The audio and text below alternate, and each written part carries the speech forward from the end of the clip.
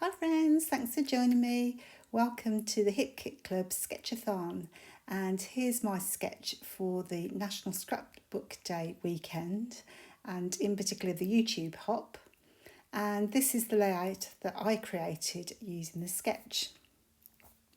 So I'm going to call this layout a little bit of a bubble and squeak layout because it uses up a lot of bits and pieces from past kits. So if you've accumulated lots and lots of bits over the months from various kits, this would be the perfect layout to use some of those bits up. Just to add a bit of interest to my page, as you can see here, I will be using this star stencil, and I'm using some Distress Oxide inks. I find using stencils and stenciling with a dry brush a fabulous way to create some colour and interest on the background, but you don't get all that wrinkly page effect as you do with wet mediums. And I have a little pet hate for little wrinkly layouts. So I do like to use a stencil. And I don't know if you can see that clearly, but I am using a kind of a makeup brush, one of those oval makeup brushes, which are kind of really dense bristles, and they're perfect for stenciling. You can get them in different sizes and use a round technique, so rounded motion. So by going round and round, what you'll do is you'll get nice soft edges, because there's nothing worse than hard edges, I think, when stenciling. So just take your time with this. I'm on double speed here, so you can see I'm whizzing along. But you just kind of want to lay down some colour. So this colour will peek out from behind the papers and the photos. And as I don't know precisely where I'll need to stencil, I'm just going here and there. So I'm aiming for a non-uniform look, really. So that was using peacock feathers, was it, or broken china? I never know which one's which when I look at a layout. And I'm using some papers, as you can see there, from past hip kits. We always get lots of beautiful papers, and I've been loving the exclusive papers that we've been getting as well. This particular one was from Echo Park, I think, in the February kit, the February main kit. And I do think it's a shame if we don't use them all up, because they really are stunning. So the beauty of this layout, as I mentioned, I like to call it a bubble and squeak layout. And for those of you not in the UK, I'm not sure it's a very well-known dish, but a bubble and squeak dish is typically made after a Sunday roast, where you've got, maybe leftover potatoes and vegetables, and you can just chuck everything into a pan and cook it up. And that was called Bubble and Squeak, which is kind of like this layout, really. So we're going to take lots of bits and pieces from past kits or from your stash, and we're just going to put them together. And I think the main trick with this is to pick out some papers that mainly coordinate, of course, but you don't want to go for big patterns. So I've got this really big pattern here from the Pink Fresh that came within the February kit. Now, if I went just big patterns with everything, you might find everything jars a little bit. So if you're going to mix up your patterns, I would definitely suggest really mixing maybe one large pattern with lots of small patterns, or maybe go tone on tone with the colourways. I know manufacturers tend to coordinate the papers, but I see a lot more clashing papers in a collection, so you might end up with papers that you think, oh, those don't go together, but actually they coordinate with one another. So they kind of break the collection down into smaller collections. So it's something to watch out for, really. Now, again, I think this came from the December kit, if I'm not mistaken. Now, that pink really kind of doesn't go, but I did like all the stars and the blue. So to get over that, I shall be using that behind some of the other layers as a kind of a layering piece. So a little bit of pink won't cause a problem, I don't think. I didn't want to spread my colour palette too far because there'll be a lot going on in this layout. So I really hope you are enjoying the blogathon. Blogathon? No, the sketch-a-thon. I know it's going to have been a very busy weekend over National Scrapbook Day. So lots and lots going on. But hopefully you've had time to play along with some challenges and sketches and so on. So all I'm doing here is I'm a sucker for keeping bits of paper, as you can see. Maybe some people may have thrown them out, but particularly things that I like, I tend to keep. And again, they make good layering pieces. So I tend to keep mine within the month, so all my hip kit for February is still together. And then when it dwindles down to a few odd bits and pieces, I then break it up into boxes for card making or for by colour or by theme. But I do tend to keep them together for at least 3 or 4 months, just while I'm working my way through it all. So I am going to create the banner across the middle that's based on this sketch. And that's really simple to do. So I'll just notch out the end, as you can see here. And I'm going to trim it slightly longer than I need so that I can fold over the end.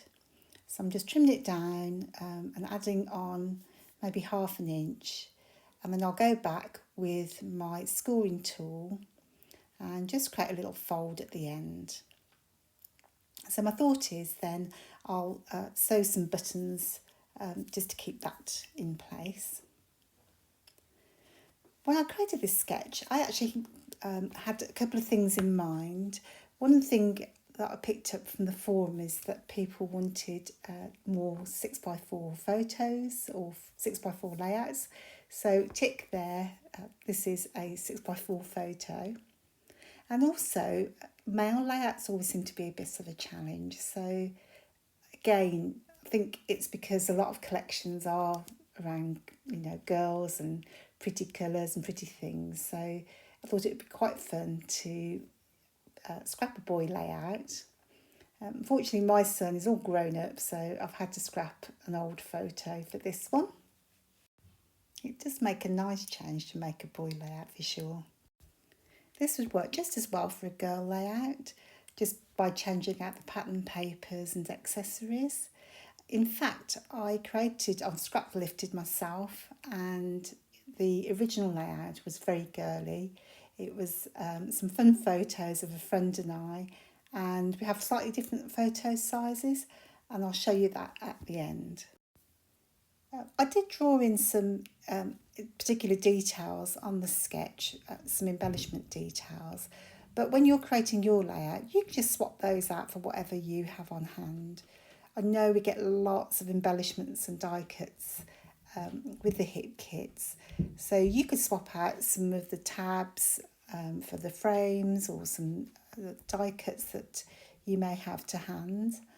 So feel free to adjust it as you need to suit your layout.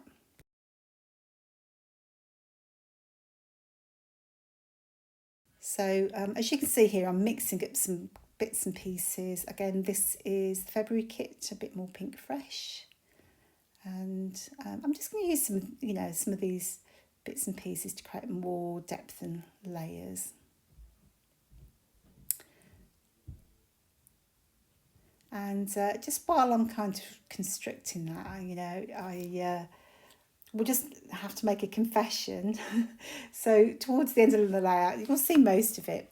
But when I come to stick down, that portion of the video seemed to go a bit haywire. So I've lost that bit. So I'll have to do an explanation. But to be honest with you, it was mainly about sticking down and adding some embellishments.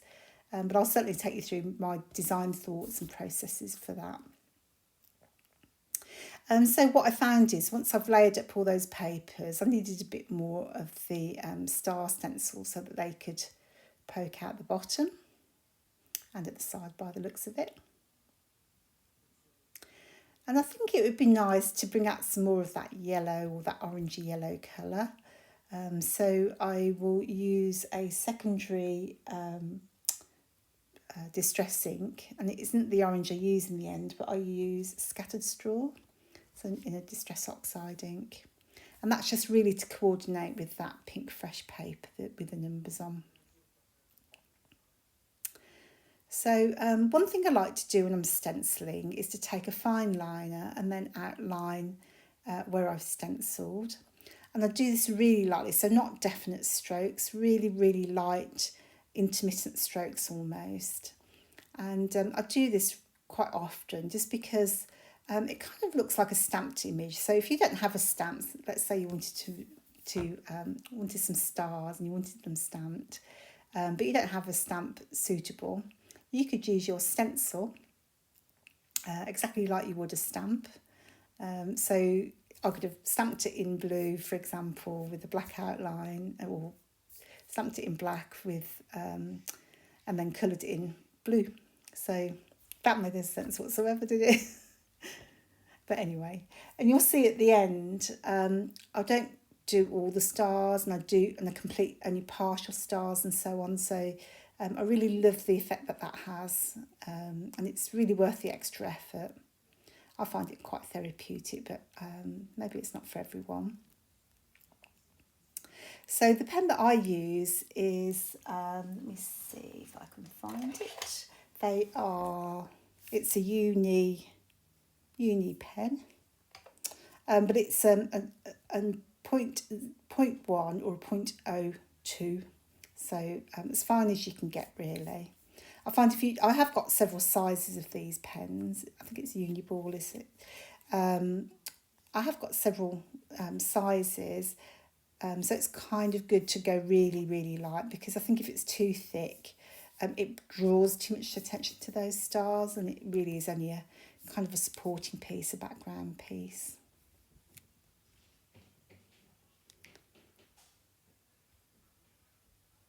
So as you can see, I'm just lining them up.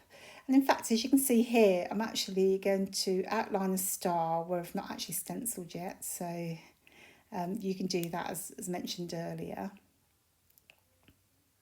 And just while I'm processing and thinking about, what shall I do next? You can see my video ran out. So I went back in and added some of those yellow stars, exactly like I did the blue.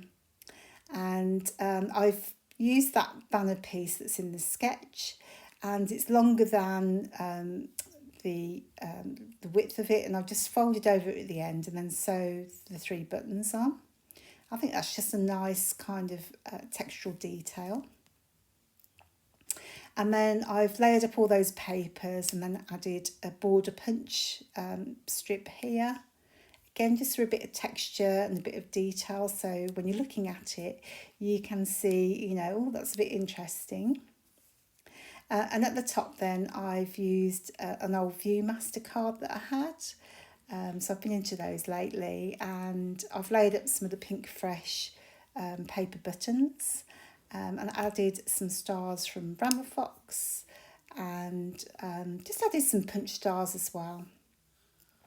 So one of the important things I did on this particular layout is did things in 3s. So you can see I used 3 of those star studs that just poke through, and you fold over at the back. And then I've used 3 punched chevrons as well, and the same at the top there. And that just kind of gives it a bit of balance. And again, 3 stars around my title, my acrylic title. And I just really like how it turned out. I think it's just so different from the original.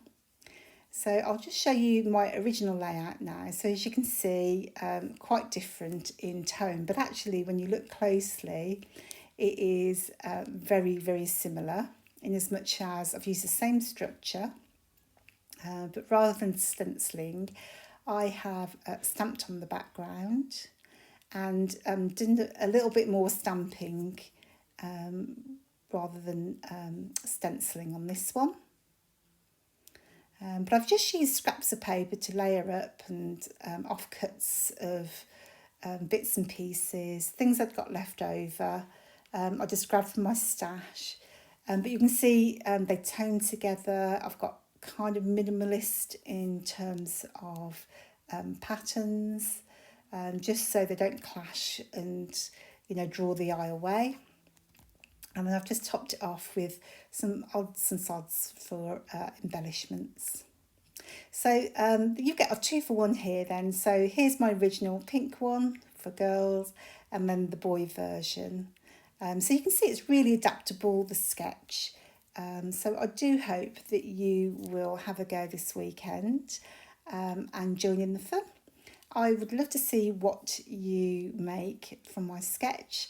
And don't forget to upload your layout by the 9th of May to be in the chance to win a prize. So good luck, and I hope you enjoy the rest of the weekend. And don't forget to hop on to the next person on the YouTube hop. So the details are below in my comments. I'll also leave details of all the rules for the prizes and the challenge, or for the hop. So don't forget to just check those out. And you can join in on the Facebook group. Take care, and I hope to see you soon. Bye.